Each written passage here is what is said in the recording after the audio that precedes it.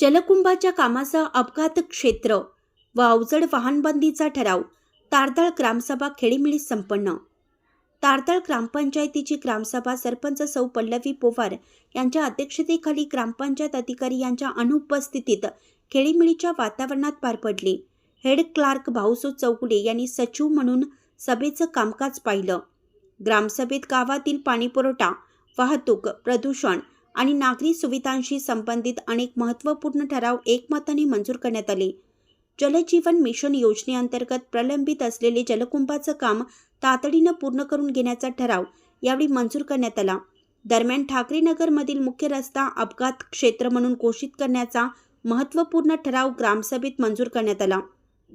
या रस्त्यावर वाढलेली वाहतूक आणि अपघाताचा धोका लक्षात घेता संबंधित विभागाने आवश्यक उपाययोजना कराव्यात अशी मागणी करण्यात आली. तसेच समर्थ नगर गल्ली क्रमांक 1 मधील रस्त्यावर अवजड वाहनांना प्रवेशबंदी करण्याचा ठराव करण्यात आला.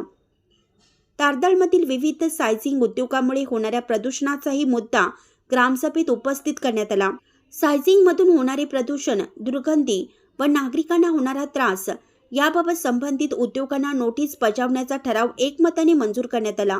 तसेच ग्रामसभेचे प्रोसिडिंग 8 दिवसात पूर्ण करून घेणं तसेच घरकुल आवास योजनेअंतर्गत रिजेक्ट झालेल्या लाभार्थ्यांची नावे पुन्हा पाठवण्याबाबतही ठराव मंजूर करण्यात आला.